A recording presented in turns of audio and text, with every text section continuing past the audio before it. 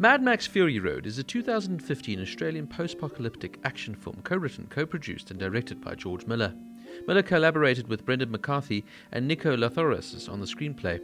The fourth installment and a reboot of the Mad Max franchise, it was produced by Village Roadshow Pictures, Kennedy Miller Mitchell and Rat Pack Junior Entertainment, and distributed by Roadshow Entertainment in Australia and Warner Brothers Pictures internationally.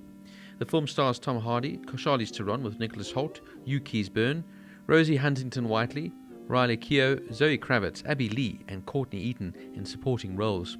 Set in a post-apocalyptic desert wasteland where gasoline and water are scarce commodities, Fury Road follows Max Rokitansky, who joins forces with Imperator Furiosa to flee from a cult leader, Immortan Joe, and his army in an armored tanker truck, leading to a lengthy road battle.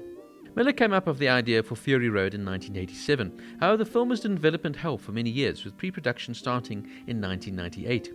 Attempts to shoot the film in the 2000s were delayed numerous times due to the September 11th attacks, the Iraq War, and controversy surrounding Mel Gibson, leading Miller to recast Gibson's role of Max Rokitansky, respectively.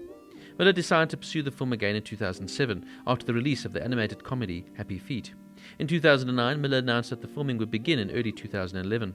Tom Hardy was cast as Max in June 2010, with production planned to begin that November. Principal photography was delayed several more times before beginning in July 2012 in Namibia, with most of the filming being based in the Dorob National Park. Filming also took place at the Cape Town Film Studios in Cape Town, South Africa. The film wrapped up in December 2012, although additional footage was shot in November 2013. Fury Road premiered in Los Angeles on the 7th of May 2015 and was released in Australia on the 14th of May. Although it is the highest-grossing Mad Max film, Fury Road underperformed at the box office, grossing $374.7 million worldwide against a $154 million budget, and therefore incurring overall losses of $20 to $40 million. Despite this, though, the film was praised by critics for Miller's direction, screenplay, action sequences, musical score, cinematography, editing, costume design, visuals, and its performances, particularly by Hardy and Theron.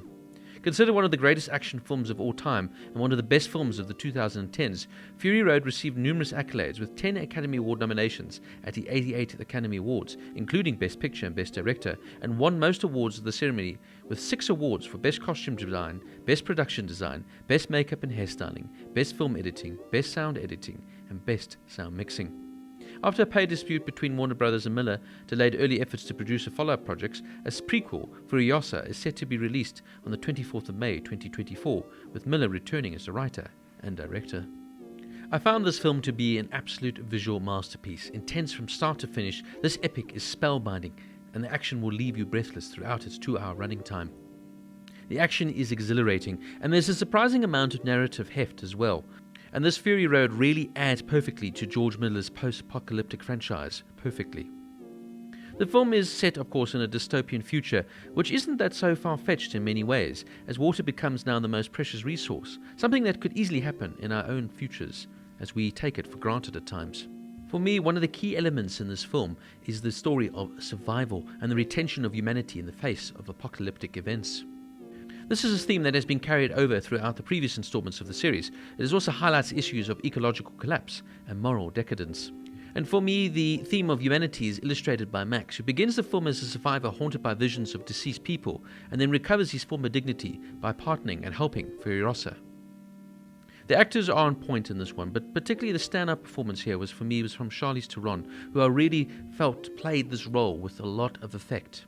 Throughout the film, her character demonstrates physicality of a hero committed to a rescue mission, which she steps up from the start of the matriarchy as an antidote to the barbarian, warlike tribes that come before. This element is contrast from the film's male-centered heroes in the previous Mad Max films.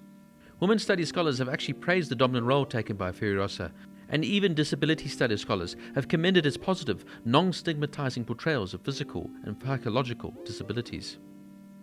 Similar to the previous Mad Max film, their homes have been regarded as a central theme in Mad Max stories, as it dominates the motivation of Max, Furiosa, and the 5 wives.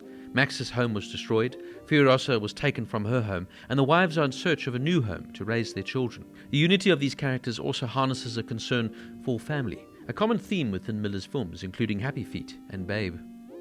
Now, Tom Hardy is always excellent, and he's one of my favorite actors.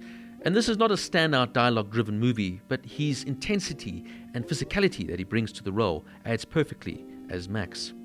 This film is a roller coaster ride from start to finish, and those who like their movies more action-packed and big budget will love it. But if you like artistic vision with creative originality, then you'll find this movie to your liking as well. I also enjoyed Nicholas Hoult here as Nux, a war boy who is crazy at first but comes to realize that he needs to help the wives in order to get home. From being downright scary at the start, he shows a much softer, tender side later on in the movie. Some good acting by Nicholas Hoult here. One of the standouts, though, for me has to be the late Hugh Keays-Byrne as Immortan Joe, the ruler of the wasteland. He wears a clear plastic carapace, chest armor over oozing sores, his long white hair flaring around a skeleton smile mask as he uses it to hide his breathing apparatus. I found him frankly quite nightmarish and awful, but that's what makes him such a great, scary antagonist.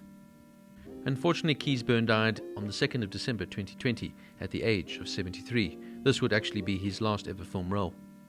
From the original screenplay to the fantastic choreography, the amazing stunts, the humor even, and the direction, I found this an eruption of craziness, extravagantly deranged, entirely over the top at times, but it all works out so well as this radical visionary has his vision come to life. All the characters are eccentric in their own ways, but the set designs are just magnificent. The use of shots by George Miller are stunning. As this film strives to be unique and diverts from any other action film you've ever seen, that's what makes it really stand out. This is well worth watching, a fantastical visual masterpiece, action-packed and just downright intense. Mad Max Fury Road gets an 8.5 out of 10.